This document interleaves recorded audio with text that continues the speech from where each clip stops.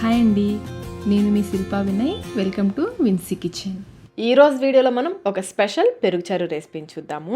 ఇది ఉంటే ఇంకా కర్రీ కూడా అవసరం లేదండి, ఇదే కర్రీ లాగా ఉంటుంది.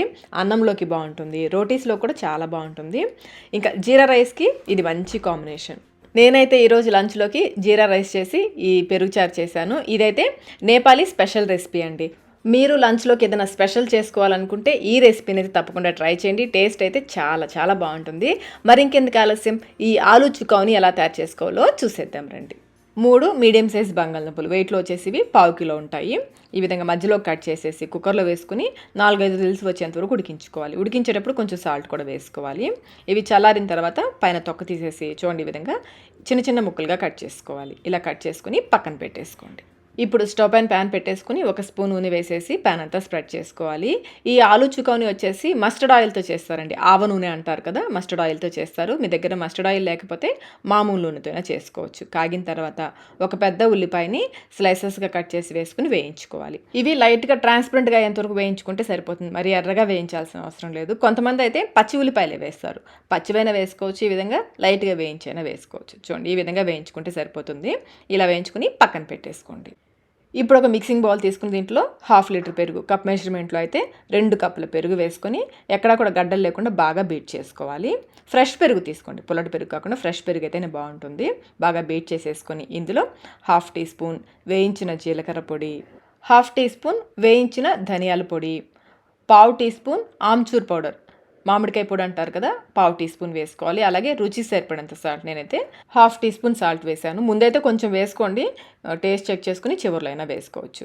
ఈ పొడులన్నీ కూడా పెరుగులో బాగా కలిసేలాగా బాగా కలుపుకోవాలి. ఈ విధంగా బాగా కలిపేసుకుని ఇందులో ఉడికించుకున్న బంగాళదుంప ముక్కలు మరీ పెద్ద పెద్దగా కట్ చేసుకోవద్దు, చిన్న చిన్నగా కట్ చేసుకుంటేనే బాగుంటుంది. అలాగే వేయించుకున్న ఉల్లిపాయలు ఉన్నాయి కదా, అవి వేసేసుకోవాలి. ఇంకా సన్నగా తరిగిన కొత్తిమీర కూడా వేసేసుకుని ఒకసారి కలిపేసుకోండి. ఇవన్నీ పెరుగులో కలిసేలా కలిపేసుకుని పక్కన పెట్టేసుకోండి. ఇప్పుడు దీనికి మనం పోపు వేసుకుందాము. ఇందాక ఉల్లిపాయలు వేయించిన ప్యాన్ ఉంది కదా, ఆ ప్యాన్లోనే 2 స్పూన్ల నూనె వేసేసి నూనె కాగిన తర్వాత కొంచెం మెంతులు, 1/2 టీ స్పూన్ ఆవాలు, అలాగే ఒక పచ్చిమిర్చిని బాగా చిన్న ముక్కలుగా కట్ చేసి వేసుకుని వేయించుకోవాలి. పచ్చిమిర్చి వేగిన తర్వాత రుచికి సరిపడా కారం, ఇది వచ్చేసి కాశ్మీరీ రెడ్ చిల్లీ పౌడర్ అండి, నేనైతే 1/2 టీ స్పూన్ వేస్తున్నాను. ఇంకా కొంచెం పసుపు, 1 టేబుల్ స్పూన్ కసూరి మేతిని కొంచెం క్రష్ చేసి వేసుకోండి. ఇవి వేసాక స్టవ్ ఆఫ్ చేసేసుకోండి, ఆ వేడికి ఇవి వేగిపోతాయి. వీటిని కొంచెం సేపు వేయించేసుకొని పెరుగులోకి వేసేసుకోవాలి.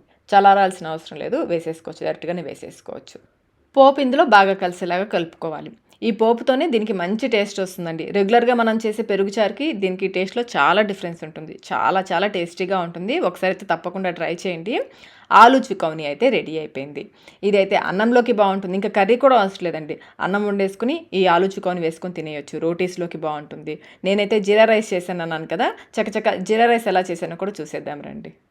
స్టవ్ పైన కుక్కర్ పెట్టేసుకొని 1 స్పూన్ నెయ్యి వేసి, నెయ్యి కాగిన తర్వాత 1 స్పూన్ నిండుగా జీలకర్ర వేసేసుకొని బాగా వేయించుకోవాలి. జీలకర్ర బాగా వేగిన తర్వాత ఒక చిన్న ఉల్లిపాయని బాగా చిన్న చిన్న ముక్కలుగా కట్ చేసి వేసుకొని వేయించుకోవాలి.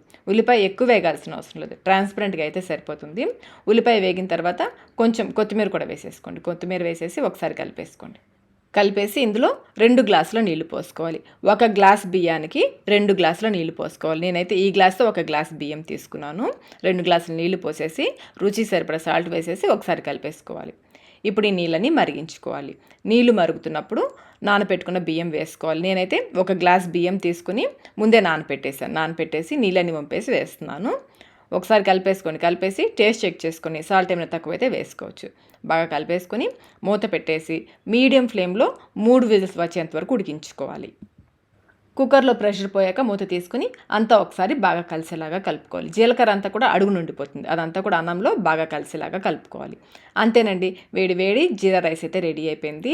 ఈరోజు మా లంచ్ అయితే ఇదేనండి, జీరా రైస్ ఆలూ చుకాని. టేస్ట్ అయితే చాలా చాలా బాగుంటుందండి, తప్పకుండా ట్రై చేయండి. ట్రై చేసి మీకు టేస్ట్ ఎలా అనిపించిందో మాకు కమెంట్ రూపంలో తెలియచేయండి.